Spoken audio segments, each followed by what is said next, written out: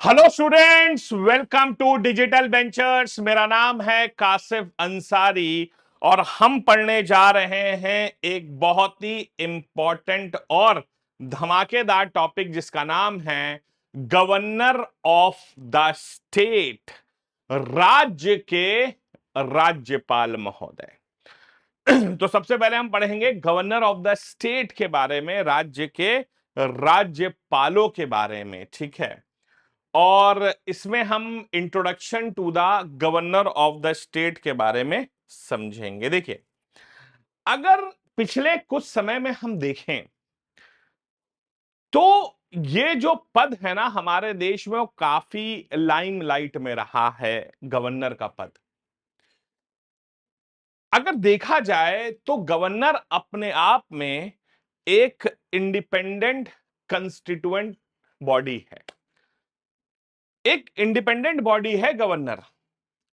लेकिन पिछले कुछ सालों में आप देख रहे होंगे कि हमारे देश में ऐसे आरोप लगते आए हैं कि जो गवर्नर्स हैं बेसिकली वो केंद्र सरकार के एजेंट्स के रूप में स्टेट्स में काम कर रहे हैं। ऐसे आरोप लगते आए हैं, मैं ऐसा आरोप नहीं लगा रहा हूं। और बहुत सारी जगहों पर देखा गया है कि गवर्नर्स जो हैं वो अपनी कॉन्स्टिट्यूशनल ड्यूटी से ज्यादा केंद्र सरकार की ड्यूटीज को निभाने में ज्यादा काम करते हुए नजर आते हैं। फैक्स मशीन खराब हो गई, सुना ही होगा आपने, एनीवेज, ठीक है। तो क्वेश्चन ये है कि जो हमारे गवर्नर साहब हैं, कहने को वो एक इंडिपेंडेंट कॉन्स्टिट्यूशनल बॉडी है, लेकिन सच्चाई में देखा जाए तो गवर्नर्स बेसिकली केंद्र सरकार के एक रिप्रेजेंटेटिव्स के रूप में स्टेट में काम करते हैं। हालांकि अगर देखा जाए तो गवर्नरों का जो काम है वो बहुत ही ज्यादा इंपॉर्टेंट है कि राज्य जो है वो संवैधानिक रूप से चल रहा है या नहीं चल रहा है, कॉन्स्टिट्यूशनल जो फीचर्स हैं, जो कॉन्स्टिट्यूशनल नॉर्म्स हैं, उनका पालन हो रहा है नहीं हो रहा है। ये सब काम बेसिकली गवर्नर का ही होता है, ठीक है। तो गवर्नरों की अगर हम बात करें तो सबसे पहली चीज है कि गवर्नर साहब हमारे देश के संविधान में कहां पर बताए गए हैं। तो सबसे पहले हम लिखेंगे, लिख लीजिए, the governor of the state, the governor of the state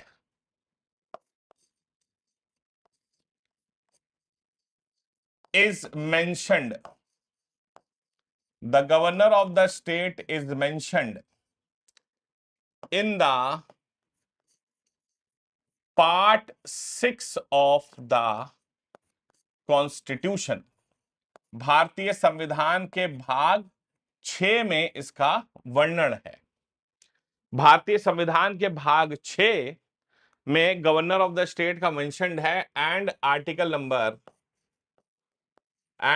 number 153 says that, अनुच्छेद नंबर 153 कहता है, there will B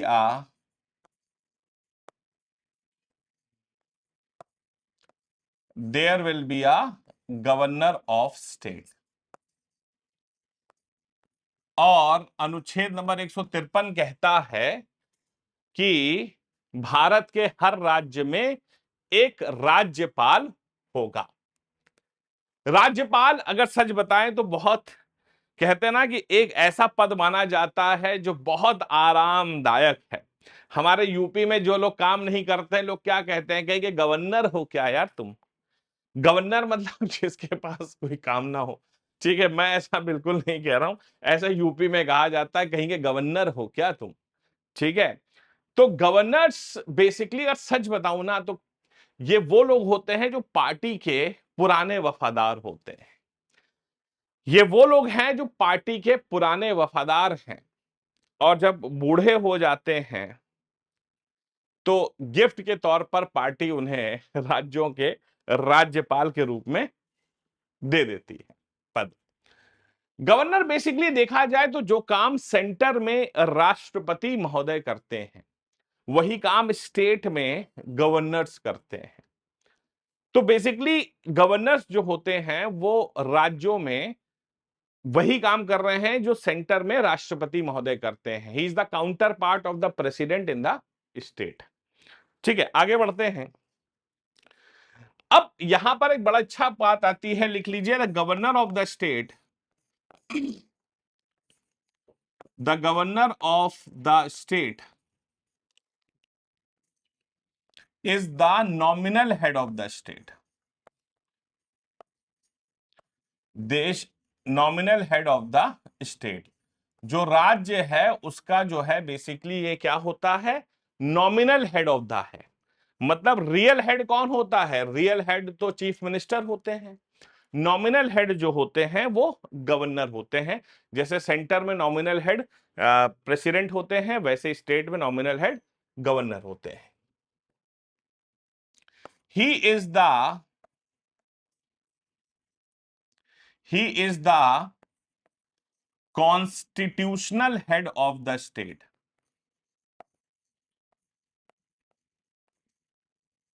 He is the constitutional head of the state and first citizen of the state। और राज्य का जो है पहला नागरिक होता है। जैसे राष्ट्रपति जो होते हैं वो first citizen of the country होते हैं, वैसे he is the first citizen of the state. राज्य का पहला नागरिक गवर्नर होता है। आपको राष्ट्रपति पढ़ाया था ना, जो सारे पॉइंट्स हैं बस उसके रेप्लिकेशन करने हैं आपको, और कुछ नहीं है गवर्नर में खास। आगे बढ़ते हैं। अब देखिए, अंडर आर्टिकल नंबर 155 लिख लीजिए, अंडर आर्टिकल नंबर 155 अनुच्छेद नंबर 155 के तहत, अनुच्छेद नंबर 155 के तहत लिख लीजिए, the governor of the state, the governor of state is appointed by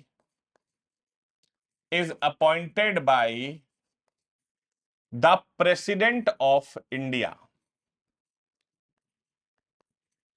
is appointed by the president of India। Bharat के राष्ट्रपति जो हैं वो राज्य के राज्यपाल को चुनते हैं। ठीक है, हाँ जी। तो यहां पर भैया कोई वो इलेक्शन वगैरह नहीं होता है, जैसे राष्ट्रपति में इलेक्शन होता है ना, इलेक्टोरल कॉलेज वगैरह होता है, यहां पर कुछ नहीं होता है। ठीक है, तो भैया बिल्कुल सिंपल है यहां पर कि अपॉइंटमेंट जो है वो राष्ट्रपति करते हैं। और राष्ट्रपति कैसे करते हैं, प्रधानमंत्री उनसे कहते हैं और राष्ट्रपति अपॉइंट कर देते हैं। राष्ट्रपति अपनी मर्जी से तो कुछ करते ही नहीं, आप भी जानते हैं। राष्ट्रपति कहते हैं भैया मैं अपनी मर्जी से कुछ नहीं करूंगा, डीजीपी को हाई बीपी है, डीजीपी सो रहा है, समझ रहे हैं। तो भाई साहब जो पीएम कहेंगे उस व्यक्ति को राष्ट्रपति जो है वो अपॉइंटमेंट कर देंगे, as a president of India जो है गवर्नर ऑफ द स्टेट को नियुक्त कर देंगे। हालांकि एक बड़ा फेमस केस हुआ था, उस केस का नाम था हरगोविंद पंत केस। देखिए, एक केस था जिसका नाम है हरगोविंद पंत केस ऑफ 1979, 1979 में एक हरगोविंद पंत केस हुआ था। और इस केस में सुप्रीम कोर्ट ने बड़े साफ शब्दों में कहा था, supreme court says that the governor is not a central government post. भैया उन्होंने बड़े साफ शब्दों में कहा था कि जो गवर्नर है वो कोई केंद्र सरकार का पद नहीं है। भाई साहब वो कोई केंद्र सरकार का पद नहीं है, is not a central government post. ठीक है, और इन्होंने बड़े साफ शब्दों में कहा था कि भाई ये एक इंडिपेंडेंट संवैधानिक संस्थान है, एक स्वतंत्र संवैधानिक संस्थान है। तो जो गवर्नर है वो कोई ऐसा व्यक्ति नहीं है कि जो राजनीतिक व्यक्ति है। लेकिन ठीक है, आप भी जानते हैं यार, सुप्रीम कोर्ट तो कहती रहती है बहुत सारी चीजें। तो सुप्रीम कोर्ट ने कहा था ये कोई केंद्र सरकार का पद नहीं, बल्कि जो है एक इंडिपेंडेंट संवैधानिक संस्थान है, इंडिपेंडेंट कंस्टिट्यूएंट बॉडी है। ठीक है, ये सुप्रीम कोर्ट ने कहा था। ठीक है, आगे लिख लीजिए, एक बड़ा इंपॉर्टेंट पॉइंट है, by the 7th amendment act 1956, 7वें संवैधानिक संशोधन 1956 के तहत a person can be a person can be a governor, a person can be a governor of two or more than two states, can be a governor of two or more than two states at a same time। एक व्यक्ति दो या दो से ज्यादा राज्यों का राज्यपाल एक ही समय पर रह सकता है। A person can be a governor of two और more than two states at a same time. आप देखेंगे हमारे देश में कई ऐसे गवर्नर हैं जो तीन तीन राज्य, चार चार राज्यों को अकेले देख रहे हैं। काम तो कुछ खास है नहीं यार। ठीक है, असल में प्रॉब्लम क्या है, जैसे हमारे देश में कांग्रेस पार्टी बहुत पुरानी पार्टी है, तो कांग्रेस पार्टी के पास बूढ़े लोगों की संख्या ज्यादा है। तो जब कांग्रेस की सरकार बनती है तो आप देखेंगे गवर्नर सारे बन जाते हैं, लेकिन जब बीजेपी की सरकार आती है तो बीजेपी एक कंपैरेटिवली यंग पार्टी, उनके पास इतने लोग नहीं मिलते हैं, इसीलिए एक एक आदमी जो है तीन तीन चार चार राज्यों का राज्यपाल बना दिया जाता है। प्लस केंद्र सरकार से उसका कहते हैं ना कोऑर्डिनेशन बेहतर होना चाहिए। इसी वजह से भैया एक इंसान तीन तीन चार चार राज्यों का राज्यपाल एक ही समय पर रहता है।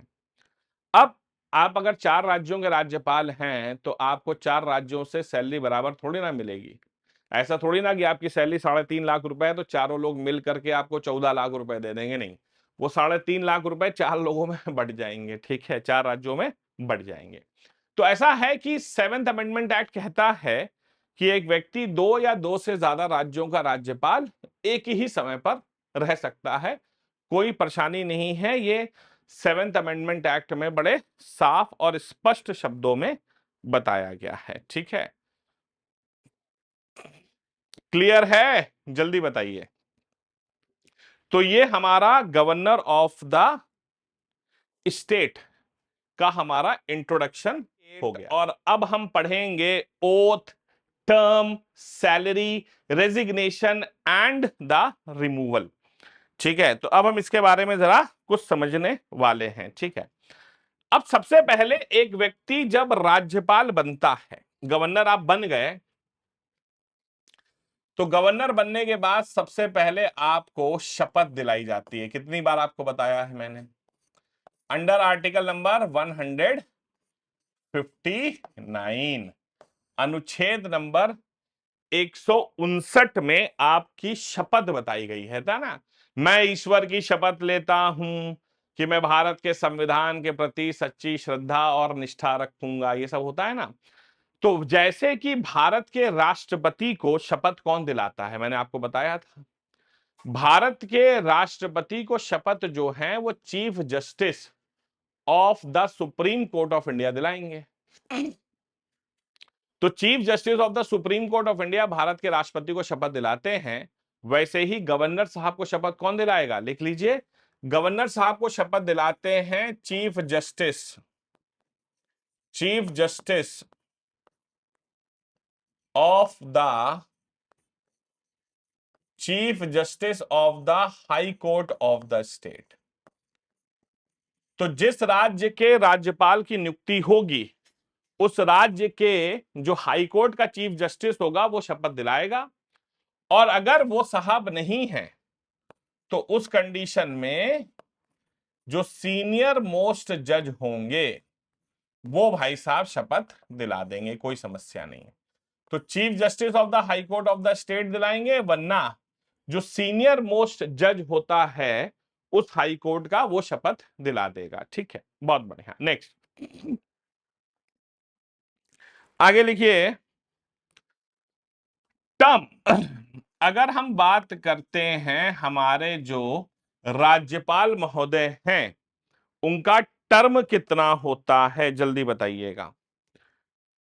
अब अगर राज्यपाल की बात करें तो उनका जो टर्म होता है, वो नियम तो कहता है 5 इयर्स, 5 साल जो हैं वो राष्ट्रपति, अरे 5 साल के लिए जो है वो गवर्नर का टर्म होता है। लेकिन बहुत इंटरेस्टिंग बात यह है कि गवर्नर का टर्म जो है वो फिक्स्ड नहीं। देखिए होता क्या है कि हमारे देश के संविधान में दो ऐसे लोग बताए गए हैं जिनको हटाने का हमारे संविधान में कोई भी प्रोसीजर नहीं बताया गया है। एक होते हैं गवर्नर ऑफ द स्टेट और एक होते हैं आपके attorney general of India. Governor of the state और अटॉर्नी जनरल ऑफ इंडिया को हटाने का कोई प्रोसीजर नहीं बताया गया है, मतलब कि हमारे भारत के राष्ट्रपति जब चाहें किसी भी कारणवश या बिना किसी कारणवश, किसी भी कारणवश या बिना किसी कारणवश राज्यपाल को उसके पद से हटा सकते हैं। जाओ, तुम्हारा चेहरा पसंद नहीं है, जाओ भागो। भाई राज्यपाल का जो पद है वो फिक्स नहीं है। अब होता क्या है, देखो बेटा, ये हर देश, हर हमारे देश के हर सरकार की प्रॉब्लम है। जैसे फॉर एग्जांपल 2014 में जब हमारे देश में श्री नरेंद्र मोदी साहब की सरकार बनी, तो उससे पहले देश में कांग्रेस की सरकार थी। उस समय कांग्रेस की सरकार थी और देश में राष्ट्रपति भी कांग्रेस के ही थे, मतलब उन्हीं के वो थे। अब होता क्या है कि कांग्रेस की सरकार थी देश में।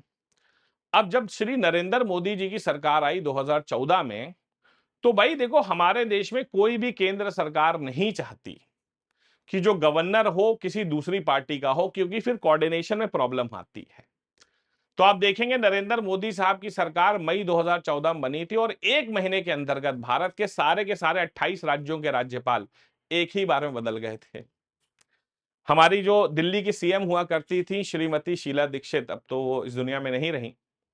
शीला दीक्षित जी दिल्ली की सीएम से हटी थी और ताजा ताजा जो हैं उन्हें केरला का गवर्नर बनाया गया था, शायद एक आध महीने ही हुआ था।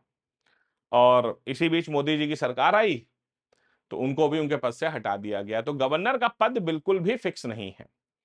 तो दो ऐसे लोग हैं संविधान में, एक गवर्नर और एक अटॉर्नी जनरल। क्योंकि अटॉर्नी जनरल जो होता है बेसिकली वो क्या करता है, केंद्र सरकार के सारे केसेस को देखता है।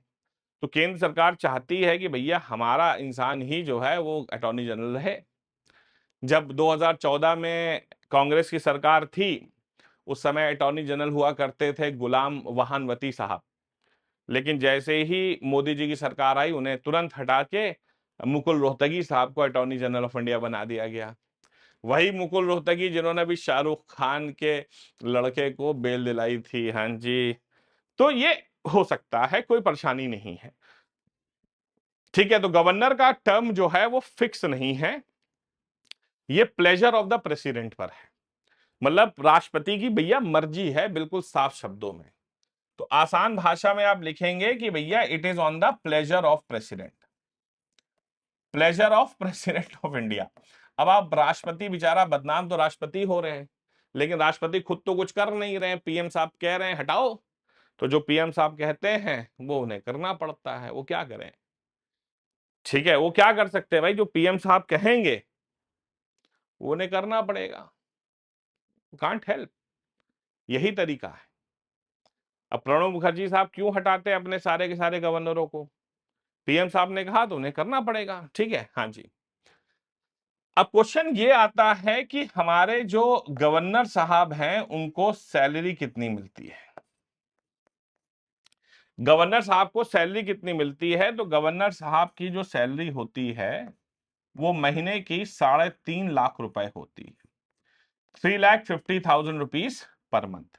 अब अगर वो 3 राज्य के राज्यपाल हैं, इसका ये मतलब नहीं उन्हें 10.5 लाख मिलेगी। 3.5 लाख को तीनों राज्य 1/3 डिवाइड कर लेंगे, ठीक है। हाँ जी। अब क्वेश्चन यहां पर लोग गलती करते हैं कि अगर राज्यपाल महोदय को रिमूवल, अगर रेजिग्नेशन हो तो रेजिग्नेशन किसको देंगे? वो कहेंगे सर ओथ तो chief justice of the state high court ने दिलाई थी, उन्हीं को दे देंगे। गलत, अपॉइंटमेंट उनका राष्ट्रपति जी ने किया था, तो रेजिग्नेशन भी जो है बेटा वो राष्ट्रपति महोदय को ही दिया जाएगा, प्रेसिडेंट ऑफ इंडिया। और रिमूवल, अगर राज्यपाल साहब को हटा दिया जाए तो भैया राज्यपाल साहब को कौन हटा सकता है? राज्यपाल साहब को हमारे प्रेसिडेंट ऑफ इंडिया भैया हटा सकते हैं। प्रेसिडेंट ऑफ इंडिया जो है बिल्कुल साफ शब्दों में बिना किसी झंझट के राज्यपाल महोदय को हटा सकते हैं, कोई समस्या नहीं है। और इस पर कोई भी प्रोसेस नहीं बताया गया हमारे संविधान में। नो प्रोसेस नो ग्राउंड्स, कोई कारण नहीं, कोई प्रोसेस नहीं, बस तुम जाओ, हमारी मर्जी है। हटा दिया, रिमूवल। और इस पर एक केस भी हमारे देश में हुआ था, सूर्य नारायण केस। इस मामले में हमारे देश में एक केस हुआ था जिसका नाम था सूर्य नारायण केस। सूर्य नारायण केस 1981 में। और इस मामले में सुप्रीम कोर्ट ने बड़े स्पष्ट शब्दों में कहा था कि भाई अगर राष्ट्रपति ने राज्यपाल को हटाया है तो इसे आप कोर्ट ऑफ लॉ में चैलेंज नहीं कर सकते, नॉन जस्टिसिएबल है, कि उसका कोई प्रोसेस नहीं है, कोई ग्राउंड्स नहीं है। राष्ट्रपति महोदय ने अगर हटा दिया तो आप कुछ कर नहीं सकते भाई साहब। बिल्कुल बात सिंपल, आसान, स्पष्ट शब्दों में, ठीक है।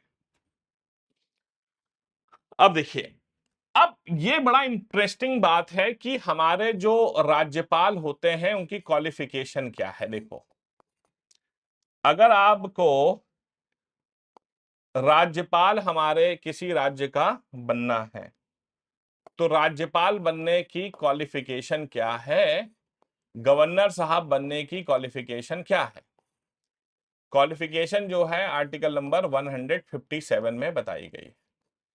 देखो, संवैधानिक तौर पर सिर्फ 2 क्वालिफिकेशन बताई गई हैं, संवैधानिक तौर पर सिर्फ 2 बताई गई हैं, ठीक है। पहली क्वालिफिकेशन बताई गई है सिटीजन ऑफ इंडिया, और दूसरी कंडीशन बताई गई है एटलीस्ट 35 ईयर्स ऑफ एज। तो पहली चीज भैया राज्य के, अरे देश के नागरिक होने चाहिए, दूसरा 35 साल के होने चाहिए। लेकिन हमारे देश में सेंटर स्टेट रिलेशंस पर एक बहुत हाई लेवल कमेटी आई थी, आपने सुना होगा सरकारिया कमेटी। सरकारिया कमेटी ने सुना है इसके बारे में? हाँ जी। सेंटर स्टेट रिलेशंस पर हमारे देश में एक कमेटी आई थी जिसका नाम था सरकारिया कमेटी। जस्टिस रंजीत सिंह सरकारिया इसके चेयरमैन थे। 1983 से 1988 के बीच में ही आई थी। और इन्होंने भैया कुछ अच्छी खासी रिकमेंडेशंस दी थी कि गवर्नर कौन होना चाहिए राज्य का, और इनकी रिकमेंडेशंस को माना जाता है। वैसे तो रिकमेंडेशंस क्या थी इनकी, कुछ बड़ी अच्छी रिकमेंडेशंस थी। जैसे कि पहली रिकमेंडेशन ये थी इनकी कि गवर्नर जो होना चाहिए वो बेसिकली किसी ना किसी क्षेत्र में एक एमिनेंट पर्सनालिटी होना चाहिए। इनका कहना था गवर्नर ऐसे ही कोई इंसान नहीं होना चाहिए, किसी ना किसी क्षेत्र में एक एमिनेंट पर्सनालिटी होना चाहिए। लॉ के क्षेत्र में हो, लिटरेचर के क्षेत्र में हो, सिनेमा में हो, आर्ट में हो, कल्चर में हो, साइंस में हो, मतलब एक एमिनेंट पर्सनालिटी होनी चाहिए गवर्नर साहब की, ठीक है। हाँ जी। दूसरी सबसे अच्छी बात इन्होंने की थी, not belong to the state. ये बड़ी अच्छी बात उन्होंने कही थी कि जिस राज्य का वो राज्यपाल होता है, जिस राज्य का वो राज्यपाल बनने जा रहा है, उस राज्य को वो बिलोंग नहीं करना चाहिए। जैसे मैं यूपी को बिलोंग करता हूं, तो मैं उत्तर प्रदेश को छोड़ करके भारत के किसी भी राज्य का राज्यपाल बन सकता हूं। भाई मैं यूपी का राज्यपाल नहीं बन सकता, should not belong to the state. तीसरा, should not be a active politician. भैया उसे जो है एक्टिव पॉलिटिशियन नहीं होना चाहिए। And not involve in local politics. भैया बड़ा सिंपल कंसेप्ट है कि एक्टिव पॉलिटिशियन नहीं होना चाहिए और राज्य की जो लोकल पॉलिटिक्स है उसमें इन्वॉल्व नहीं होना चाहिए। ये बड़ी अच्छी बात कही थी। तो should not be a active politician and not involve in local politics. Plus Sarkaria साहब ने कहा कि एक काम और करो, the vice president of India, the vice president of India and speaker of Lok Sabha, speaker of Lok Sabha may be consulted by the prime minister, may be consulted by the prime minister for appointment of governor।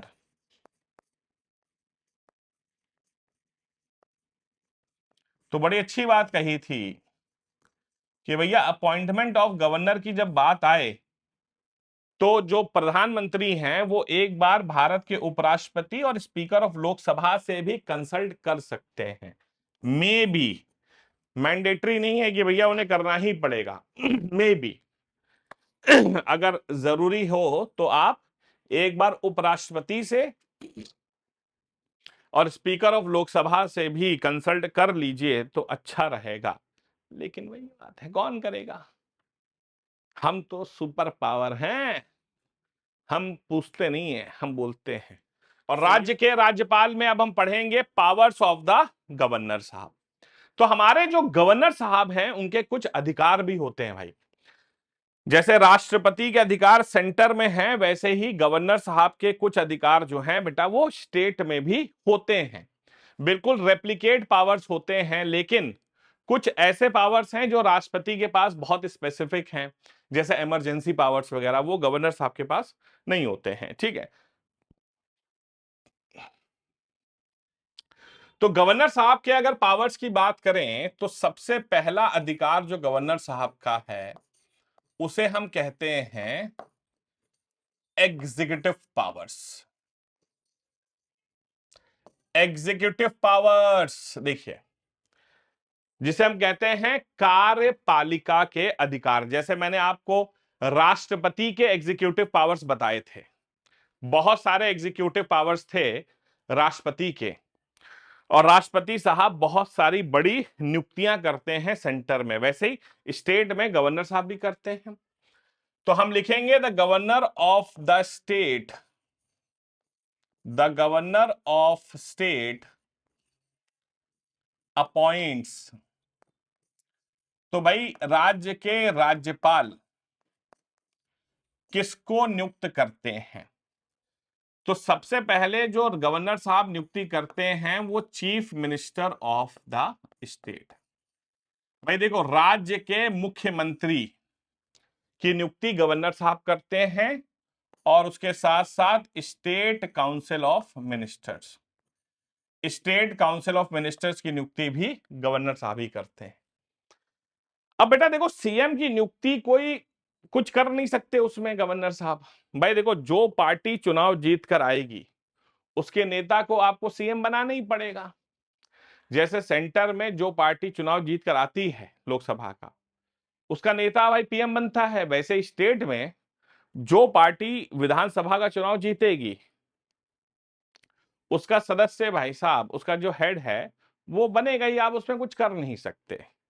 तो CM साहब की नियुक्ति जो है वो governor साहब ही करते हैं। ठीक है, लेकिन कुछ स्पेशल अधिकार हैं गवर्नर साहब को यहां पर, कि गवर्नर साहब जो हैं ट्राइबल वेलफेयर मिनिस्टर की नियुक्ति कर सकते हैं।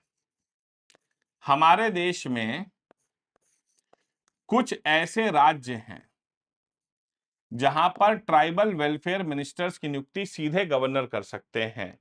Of Chhattisgarh, Jharkhand, ministers of Chhattisgarh, Jharkhand, Madhya Pradesh and Orissa.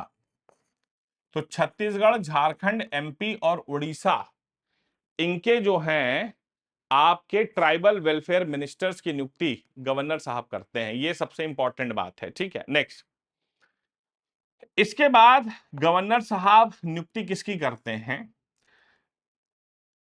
Chairman, chairman and members of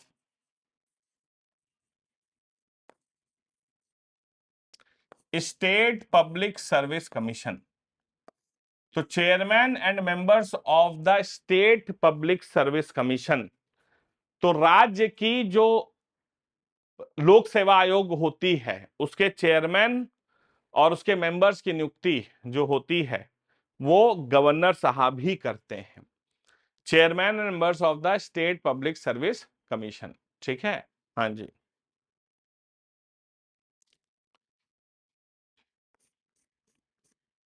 vice chancellors of the state universities.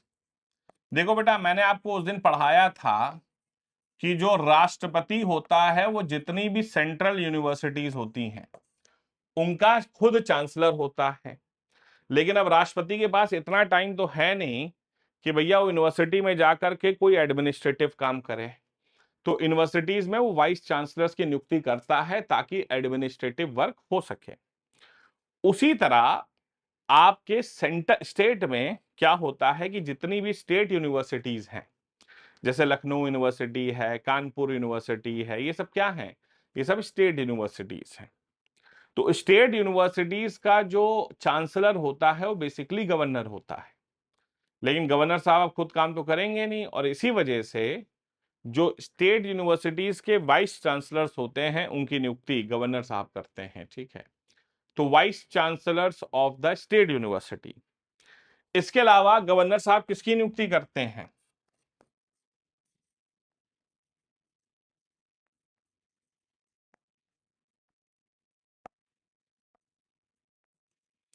Advocate general of the state. जैसे कि भारत के राष्ट्रपति अटॉर्नी जनरल की नियुक्ति करते हैं, वैसे ही राज्यपाल एडवोकेट जनरल की नियुक्ति करते हैं। जैसे सेंटर में होता है अटॉर्नी जनरल, जो भारत के सबसे बड़े सरकारी वकील होते हैं, हाईएस्ट लीगल ऑफिसर देश में होता है अटॉर्नी जनरल, उसकी नियुक्ति राष्ट्रपति करता है। वैसे ही स्टेट में जो हाईएस्ट लीगल ऑफिसर होता है वो एडवोकेट जनरल होता है, जिसका जिक्र आर्टिकल 165 में किया है। उसकी नियुक्ति जो है वो हमारे राज्यपाल करते हैं।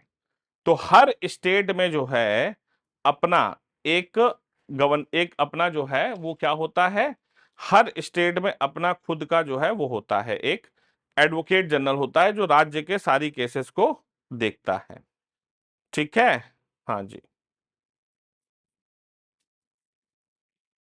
चलिए आगे बढ़ते हैं। इसके बाद आते हैं गवर्नर साहब के लेजिस्लेटिव पावर्स। देखिए ये भी बड़े इंपॉर्टेंट पावर्स हैं। जैसे राष्ट्रपति के लेजिस्लेटिव पावर्स बड़े शानदार थे, वैसे ही गवर्नर साहब के भी भैया कुछ लेजिस्लेटिव पावर्स होते हैं और बड़े शानदार होते हैं भाई साहब। तो गवर्नर साहब क्या कर सकते हैं? जैसे सबसे पहला पॉइंट मैंने आपको बताया था कि जो हमारे राष्ट्रपति होते हैं वो राज्यसभा में 12 सदस्यों को नॉमिनेट कर सकते हैं। 12 सदस्य जो कि एमिनेंट पर्सनालिटीज होते हैं उनको वो नॉमिनेट कर सकते हैं। वैसे यहां पर भी लिख लीजिए, the governor, the governor can nominate, the governor can nominate 1/6 of the total members, 1/6 of the total members of legislative council, जो राज्य में लेजिस्लेटिव काउंसिल होती है जिसे हम विधान परिषद कहते हैं।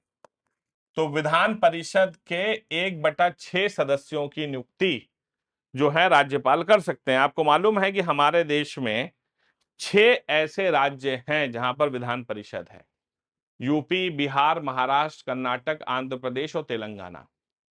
तो 6 ऐसे राज्य हैं जहां विधान परिषद है। अब सपोज करिए यूपी की विधान परिषद में 60 लोग हैं, तो 60 का 1/6 मतलब 10 लोगों को जो है राज्यपाल नॉमिनेट कर सकते हैं। The governor can nominate 1/6 of the total members of the legislative council, जिसे विधान परिषद कहते हैं। ठीक है, हाँ जी, ये बहुत इंपॉर्टेंट पॉइंट है भाई साहब। विधान परिषद के 1/6 सदस्यों की नियुक्ति राज्यपाल करेंगे। 104th अमेंडमेंट एक्ट आप जानते हैं हमारे देश में पास हुआ था, बहुत फेमस, 2019 में, जिसके बाद जो एंग्लो इंडियन का कंसेप्ट था वो खत्म हो गया। वरना राज्यपाल जो है उनको अधिकार था कि एंग्लो इंडियन कम्युनिटी के एक सदस्य को विधानसभा में भी नॉमिनेट कर सकते थे, लेकिन अब वो खत्म हो गया है। नेक्स्ट पॉइंट लिखिए, द गवर्नर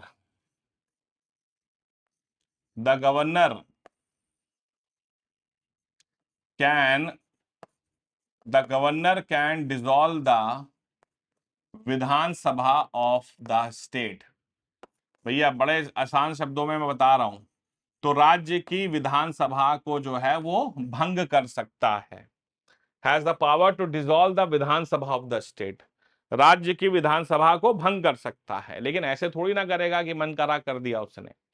अगर भाई विधानसभा में किसी भी पार्टी को बहुमत नहीं है तो उस कंडीशन में राज्य की विधानसभा को वो भंग कर सकता है, बिल्कुल कर सकता है। तो राज्य की विधानसभा डिसॉल्व करने का अधिकार राज्यपाल महोदय को होता है। उसके अलावा the governor has the power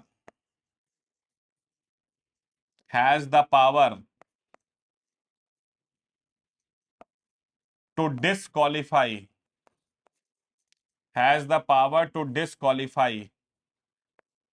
any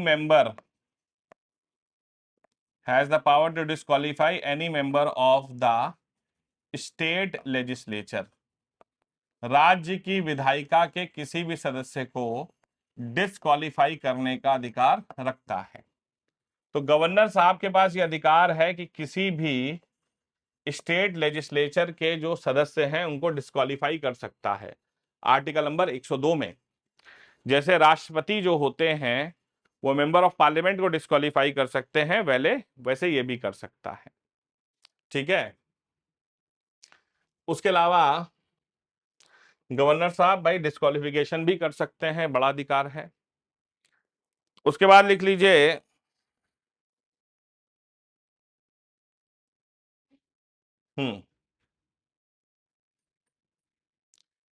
he addresses the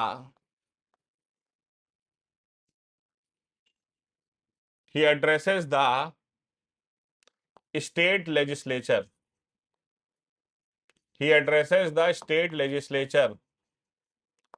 after every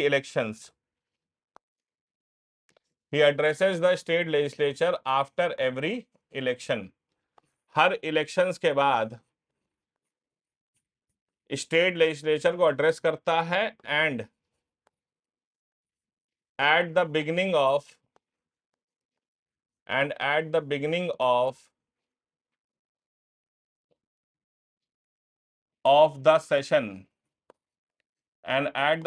the session every year. तो हर बार जब साल में पहली बार राज्य की विधायिका बैठती है तो उसको एड्रेस करता है, और जब नई सरकार आती है तो भी एड्रेस करता है। ठीक है भैया, ये बहुत बड़े अधिकार हैं उसके। नेक्स्ट लिख लीजिए,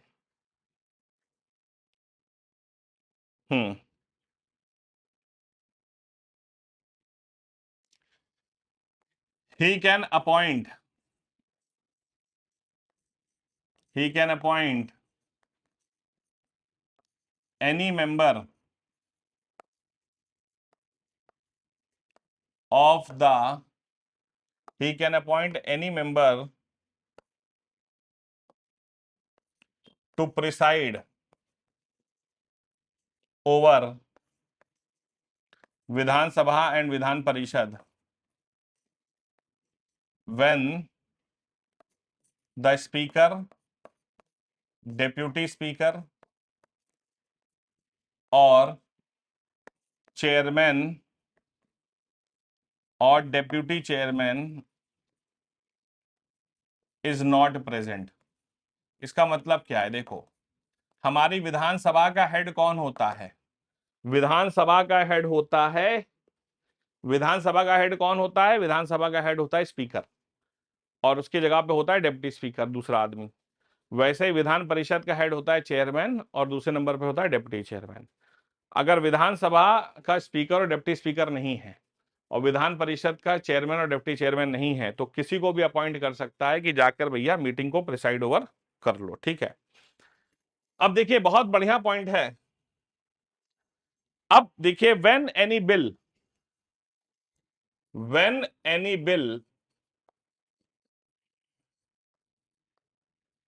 of the state goes to the governor, जब भी राज्य का कोई बिल गवर्नर साहब के पास पहुंचता है, when any bill of the state goes to the governor, तो गवर्नर साहब क्या कर सकते हैं? जब कोई बिल राज्यपाल साहब के पास पहुंचता है, तो राज्यपाल साहब क्या कर सकते हैं? पहला, give the assent to the bill. भैया ऐसा है कि वो बिल को भैया साइन कर देंगे। ठीक है, पहला काम। दूसरा चीज, विद होल्ड द एसेंट।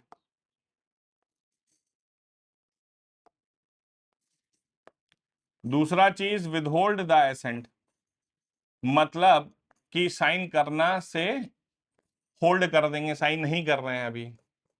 तीसरा, रिटर्न द बिल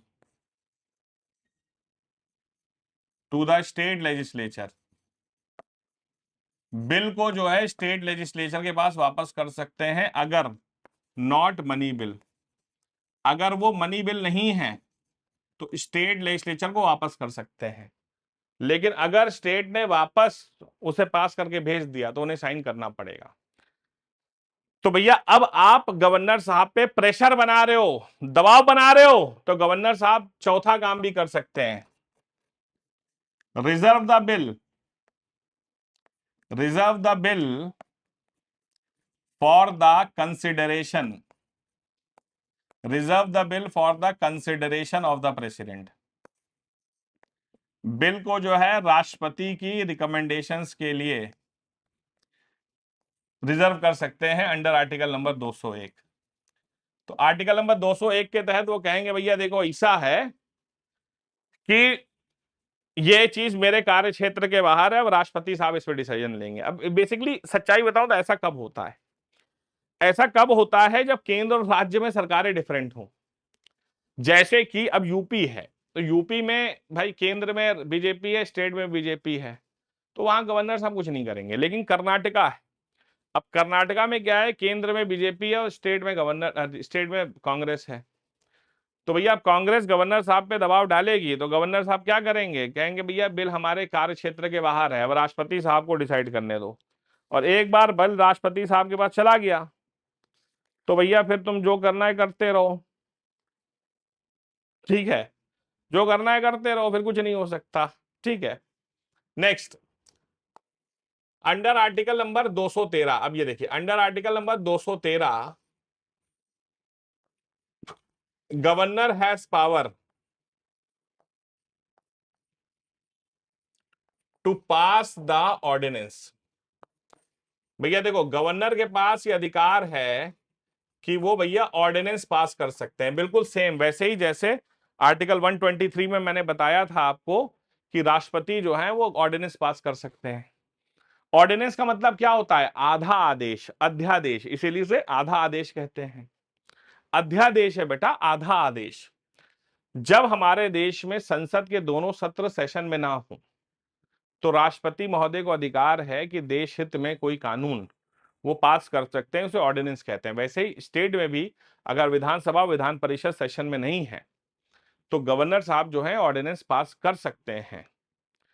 ऑर्डिनेंस को आप जानते हैं क्या होता है कि ऑर्डिनेंस पास होने के बाद नियम क्या कहता है? नियम ये कहता है कि 6 वीक्स आफ्टर रीअसेंबली, रीअसेंबली के बाद 6 हफ्ते में उसे पास हो जाना चाहिए, जैसे सेंटर में बताया था। तो अगर 6 हफ्ते में पास नहीं हुआ तो भैया उसका कोई फायदा नहीं है, ठीक है? तो फिर वो फेल हो जाएगा। तो 6 हफ्ते में उसे पास हो जाना चाहिए। The governor can also, the governor can also withdraw the, withdraw और कैंसल द ऑर्डिनेंस। गवर्नर साहब जो हैं ऑर्डिनेंस को विड्रॉ भी कर सकते हैं, कैंसिल भी कर सकते हैं एट एनी टाइम। किसी भी समय पर वो ऑर्डिनेंस को विड्रॉ कर सकते हैं, कैंसिल कर सकते हैं, कोई समस्या नहीं है। तो ये हो गया भैया हमारे legislative powers of the governor साहब। तो गवर्नर साहब के लेजिस्लेटिव पावर्स ये हैं। I hope it is clear to all of you. जल्दी बताइए, बहुत आसान था। नेक्स्ट, राष्ट्रपति आपने पढ़ा है तो फिर आपको गवर्नर पढ़ने में कोई समस्या नहीं होगी। नेक्स्ट आते हैं फाइनेंशियल पावर। सॉरी मेरा पेन नीचे गिर गया। नेक्स्ट, नेक्स्ट आते हैं राष्ट्र गवर्नर साहब के फाइनेंशियल पावर्स। फाइनेंशियल पावर्स क्या है गवर्नर साहब के? देखिए, हम्म हम्म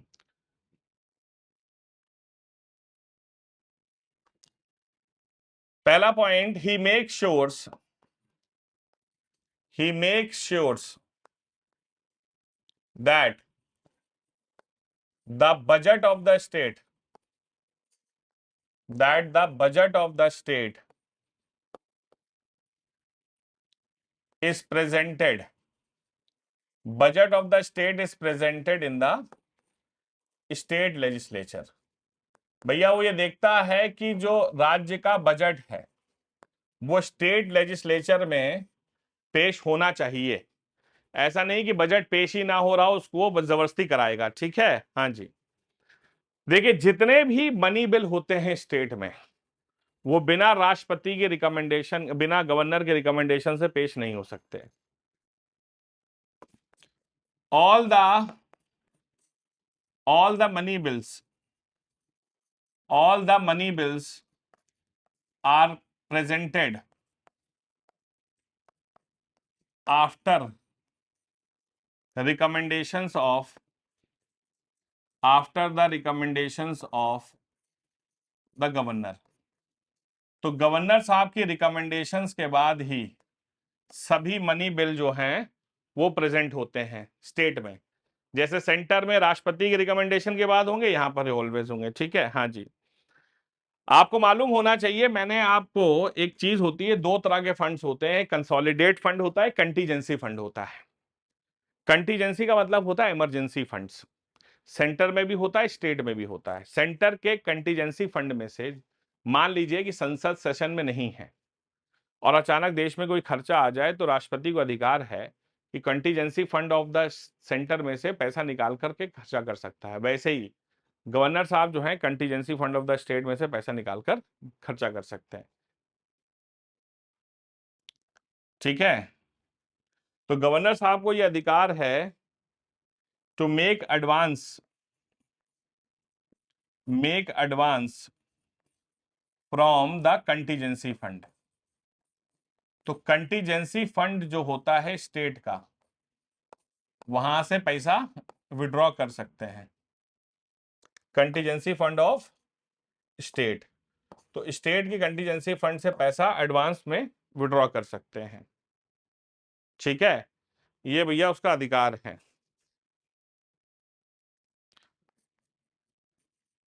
ठीक है, आगे लिख लीजिए।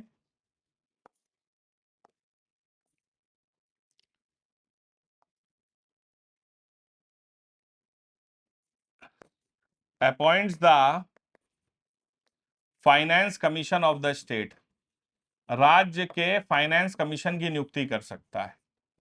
Appoints the finance commission of the state, राज्य में फाइनेंस कमीशन की नियुक्ति कर सकता है, याद रखिएगा। ठीक है, after 5 years to review panchayat and municipalities. तो पंचायत और म्युनिसिपैलिटीज को रिव्यू करने के लिए हर 5 साल में भाई साहब स्टेट फाइनेंस कमीशन की नियुक्ति भी कर सकता है। ठीक है, हाँ जी। तो उनकी फाइनेंशियल स्थिति क्या चल रही है उसको रिव्यू करने के लिए ये ऐसा कर सकता है। ठीक है, बिल्कुल। तो फाइनेंशियल कंडीशन को रिव्यू करने के लिए स्टेट फाइनेंस कमीशन बना सकता है, किसकी? पंचायत और म्युनिसिपैलिटीज की फाइनेंशियल कंडीशंस को रिव्यू करने के लिए। सॉरी, अब लास्ट में आता है आपका जुडिशियल पावर्स।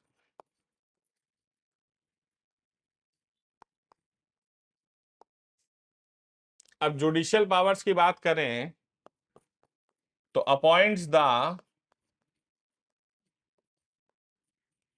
डिस्ट्रिक्ट जजेस। तो डिस्ट्रिक्ट जजेस जो होते हैं स्टेट के, अंडर आर्टिकल नंबर 161 में जो है ये है। ठीक है, तो डिस्ट्रिक्ट जजेस की नियुक्ति जो है गवर्नर साहब कर सकते हैं। ठीक है, उसके बाद याद रखिएगा ही is consulted by the president. राष्ट्रपति ने कंसल्ट करते हैं फॉर